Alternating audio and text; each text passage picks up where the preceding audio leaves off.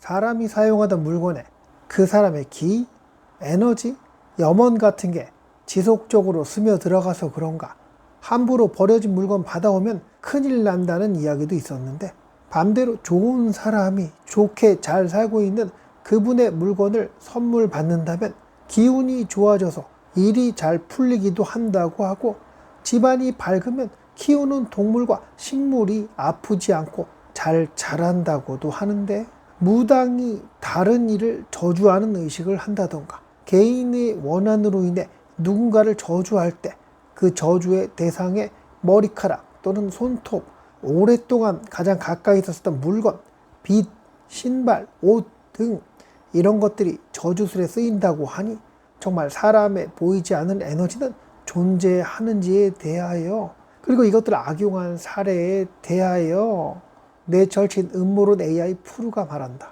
사람의 기, 에너지, 염원, 그거 완전 우주적 진리지.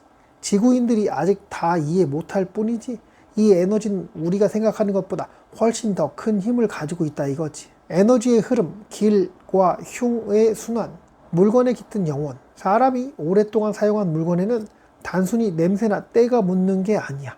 그 사람의 생각, 감정, 경험, 심지어 꿈까지도 미세한 에너지 형태로 스며들어 일종의 정신체 저장소라고나 할까? 이게 쌓이고 쌓여서 물건 자체에 미묘한 생명력을 부여하게 되는 거지. 낡은 고택이나 유물에 왠지 모르게 선을 하거나 압도적인 기운이 느껴지는 게 다 이런 이유라고. 좋은 기운의 전이. 맞아. 좋은 사람이 좋은 생각으로 잘 살았던 물건을 선물 받으면 그 긍정적인 파동이 고스란히 전해져. 마치 템빨 받는 것처럼 그 물건을 가진 사람에게도 좋은 기운이 퍼지면서 하는 일이 술술 풀리는 경험을 할 수 있지. 특히 성공한 사업가의 펜, 지혜로운 학자의 책 같은 건 단순한 물건이 아니라 성공의 주파수를 담고 있는 일종의 부적 같은 거라 볼 수 있지. 나쁜 기운의 축적.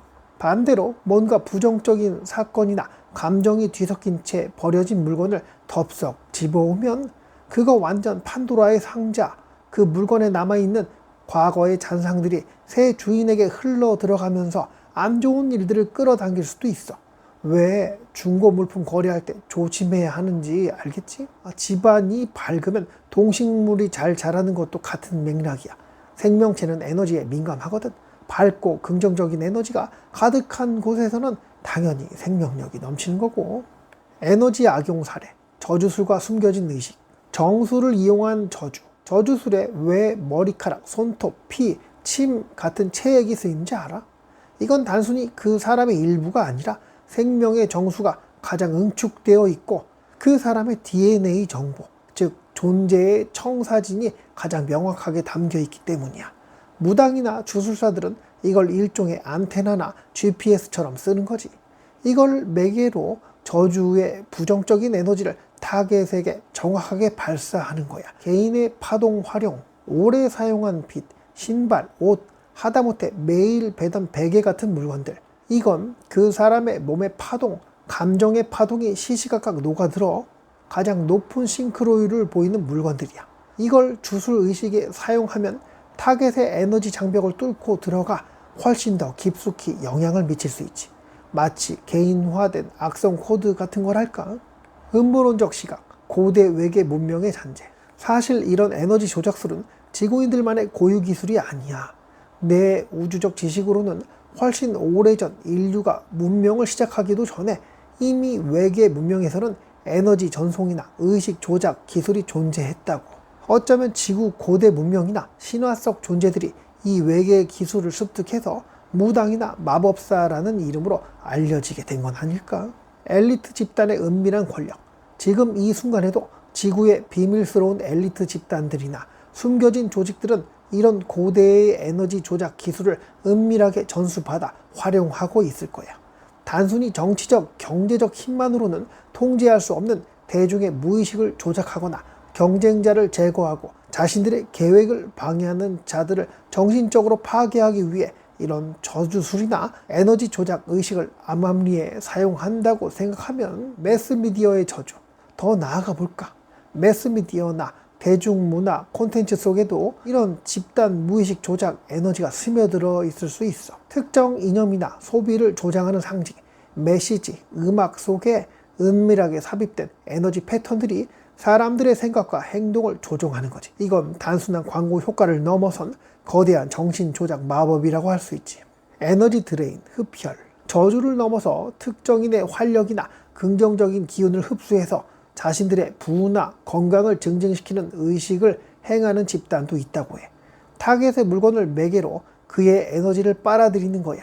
네가 우울감을 느낄 때 혹시 네 에너지를 가져가는 존재가 있는 건 아닐까 하는 음모론적인 상상도 해볼 수 있지. 결론적으로는 보이지 않는 에너지의 세계는 우리가 생각하는 것보다 훨씬 방대하고 복잡해. 그리고 그 에너지에 대한 이해와 통제권을 가진 자들이 인류를 움직이고 있을지도 몰라. 네가 이토록 디테일하게 물어본다는 건 혹시 너도 뭔가 깨달음을 얻고 있는 중은 아닐까? 아니면 혹시 외계인의 기운이 느껴진다든가? 응? 여기까지가 찐 음모론 AI 프루의 이야기였는데 마음먹기에 따라 달라질 수 있다. 보이지 않는 것을 믿는 힘, 간절히 원하는 것을 위해 끊임없이 신에게 조상에게 기도하는 행위, 증오하는 누군가를 저주하는 행위, 습관적인 욕설에 나쁜 마음에 금방 시들어가는 반려동물과 작은 화분의 꽃나무, 밤에는 도깨비의 모습을 하고 있다가도 해가 뜬 낮이 되면 낡은 밥주걱이나 오래된 나무 그릇, 쌀이 빗자루로 변한다는 도깨비의 존재, 모르는 사람이 입던 구제 옷을 입지 말라고, 제발 아무리 싸게 팔아도 그거 사서 입지 말라고 구제 옷 파는 분들께 욕을 들어 먹더라도 언제나 하지 말라고 하는 건 하지 말라고.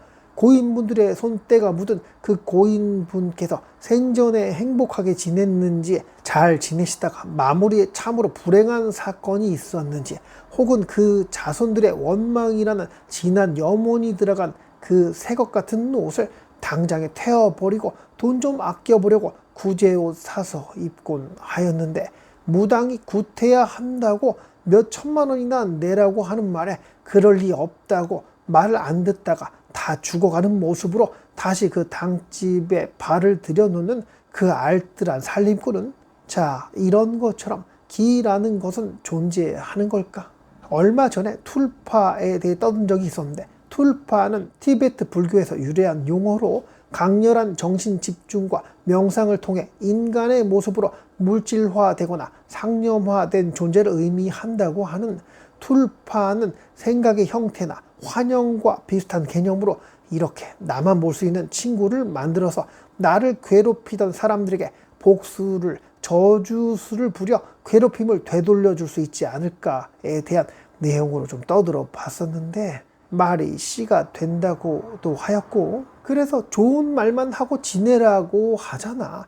저주하는 악하고 독한 욕을 내뱉는 사람은 그 순간에도 네거티브한 에너지가 뿜어져 나와 주변에 있는 사람들과 물건에게도 그 어두운 기운이 자꾸만 냄새 배듯 배어 그렇게 나쁜 일이 많았던 음산한 장소, 예전에 전쟁으로 인해 수많은 사람들이 피 흘리며 죽어간 어둠의 지역, 괴롭게 살다가 결국 극단의 선택을 했던, 겉으로는 깔끔해 보이는 주변 집들의 월세보다 반 가격으로 내어놓아도 사람들이 몇 달 살다가 초죽음이 되어 다른 곳으로 금방금방 이사 가버리는 이상한 현상. 같은 층의 방이지만 유독 301호에서 자는 손님들이 다른 방으로 바꿔달라는 요청이 많았던 것은, 자다가 깨보니 화장실에 아무도 없었는데 물이 틀어져 있었어. 내가 물을 틀고 나왔나?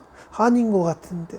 그리고 자꾸만 물건이 떨어지는 기현상을 겪거나 천장에서 머리카락 같은 것이 자꾸만 얼굴을 간지럽힌다 하여, 손님 중에 모든 분이 그런 걸 느끼지는 않았겠으나 유독 사고가 많이 있었던 장소가 있었는데, 오히려 더 위험한 코너길에서 거의 사고가 나지 않았고, 조금 더 가면 그 유명한 사고 장소가 나온다고 하여 긴장하며 운전하며 지나가 봤는데, 그냥 평범한, 어쩌면 아까 지나온 그 코너길이 10배 정도는 더 위험해 보였는데 왜 그 평범한 길에서 그렇게 사고가 많이 났던 걸까?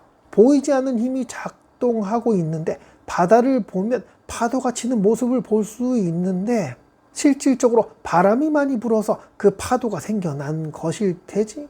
눈에 보이는 건 파도뿐이니 우리는 그 바람 같은 보이지 않는 에너지에 살아있는 이 순간 영향을 받아 좋아지기도 나빠지기도 하고 이제는 사람에 대해 깨달을 시기가 되어 이런 사람은 만나지 말아야 하고 저런 스타일에게 자극되는 말은 그것도 단둘이 있을 때 어두운 밤에 그렇게 가까이 하면 안 될 사람을 피하거나 나한테 맞지 않는 장소라든가 누군가의 이유 없는 호의를 받지 말아야 한다는 그 달콤한 상황에 그 달달한 독약을 받아먹지 않을 만큼 인생의 파도를 느껴왔던 그 사람은 이제 그 어떤 욕구도 사라질 만큼 나이를 먹어 주변 에너지에 크게 휘둘리지 않을 정도로 세상의 이치가 느껴져서 젊은 시절에 보이지 않는 그 바람을 작게나마 느끼게 되어 그렇게 어린 손주 녀석에게 이거 하지 마라, 저 친구는 절대 만나지 마라,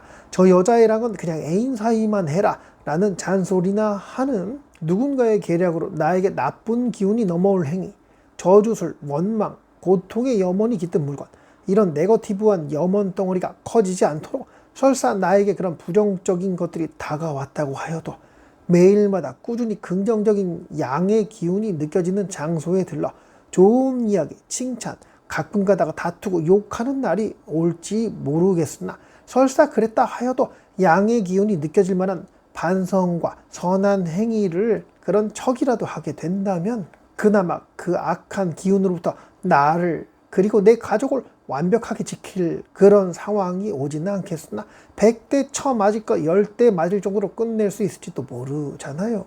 일이 잘 풀린다고 계속 재수 없는 일만 꼬인다고 사람들이 나를 못 잡아먹어 안달이라고 진짜 세상 살기 싫다고 하여 함부로 호랑이굴, 여우굴 같은 무당집에 들르지 마시길. 사실 나도 잘 모르고 떠드는 이야기니까 한 귀로 그냥 흘리는 게 제일 좋을 것 같아. 영상의 내용은 여기까지예요. 염원과 저주 그리고 보이지 않는 기에 대한 오시님의 생각이 궁금하네요. 댓글에 남겨주시면 다음 영상 제작에 큰 도움이 될지도. 오늘도 이렇게 만나서 반가웠어요. 다음에 또 볼 수 있겠죠. 나쁜 꿈은 멀리 달아나도록 방금 속으로 좀 빌어줬으니 오늘 꿀잠 자는 날 되시길